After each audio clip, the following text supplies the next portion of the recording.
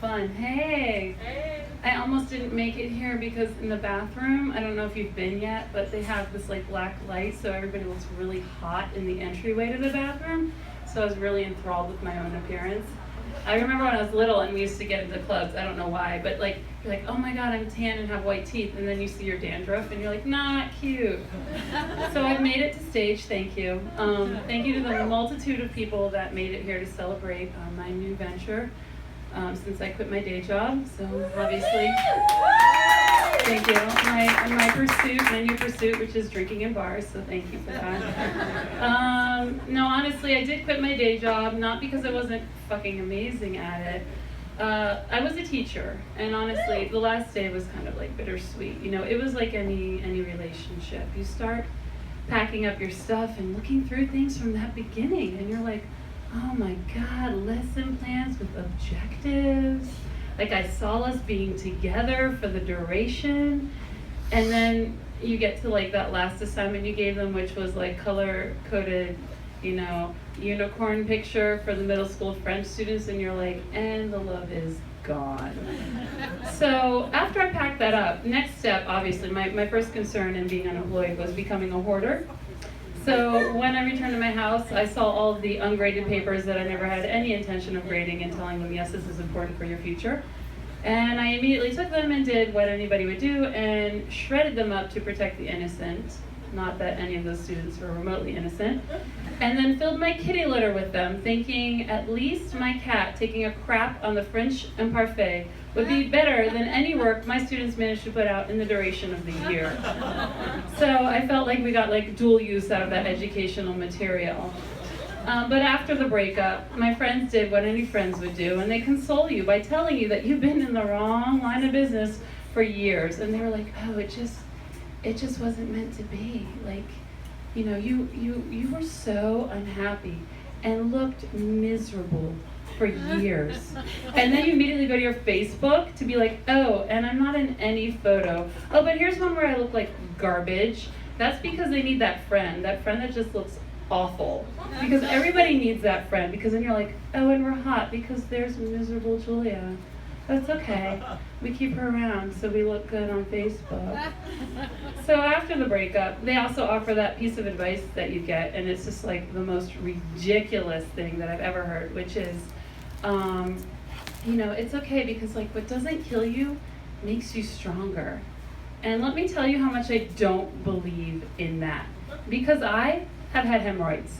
And let me tell you how not empowering hemorrhoids and a hemorrhoidectomy is. Especially not at the age of 24 when you're not a gay man. There's like no explanation for this occurrence. I'm like, I guess it's the varicose veins. But then I started reading about it because I was like, okay, well, let me make something good of this, right? And then I'm like, 50% of the American population is inflicted with hemorrhoids. So let's just see a show of hands here. Who's had hemorrhoids? Right, yeah, I see like one hand. So all of you are liars. And I just wanted to actually take a moment to empower you, because obviously if it didn't kill you, you are stronger. You are a better person for that little shit that you could take like for months on end. So I don't want to hear any more of that it didn't kill me garbage, because it nearly did. So now that I've survived the heart attack, and by the way, my coworkers was like, you can keep doing it. Last year I had a stroke. I'm like, you're insane. Fucking insane. No middle school child is worth that. But anyway, I've like moved on to this whole like body positivity thing. It's like the summer of me. I know you guys are very excited about that. So I've decided to start catching up on 30 years of game shows. And I've also started watching Fat and Fabulous, because I was like, if there is a goal that I could actually like work towards, but it would be a long-term goal, because I'm not fat, but who's saying I can't get there? You know what I'm saying? I need a couch, and I need some potato chips, and this is like within budget and within reach. So like I'm watching that, and I'm like, I've got 300 more pounds, but when I get there, I'll be as fabulous as you are. Because nothing is more fabulous than like a fucking, you know, belly dance and belly roll if I'm like 200 pounds bigger. It's like, it's fabulous. So I'm reaching for the stars. And in the meantime, I was thinking, okay, it's not fair, because getting fat is not just working on the couch. Genetics are involved. So recently, you know, I've always heard the mantra, buy for your friend for their birthday what you would want for your own birthday. So for my sister, I bought her a genetic test because forever I've been saying, like, one, I'm not related, and two, I'm like, we're so from somewhere much cooler than here. But really what it is that I actually want a different region of the world to blame my shortcomings on, okay? This is not America's fault. This comes from somewhere far away. But we haven't done the test yet, and that's no biggie.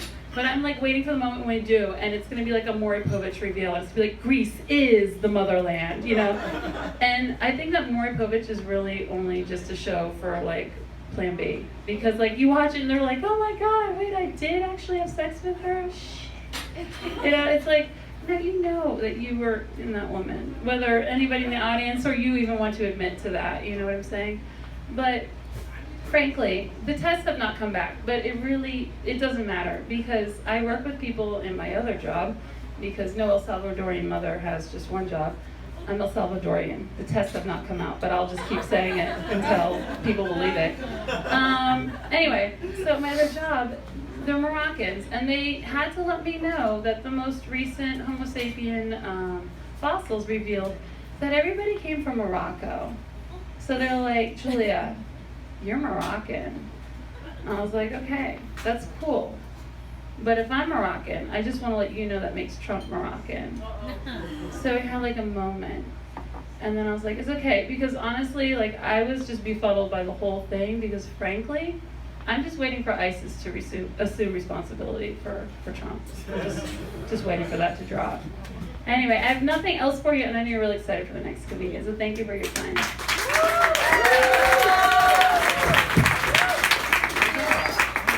Julia Maris, everybody.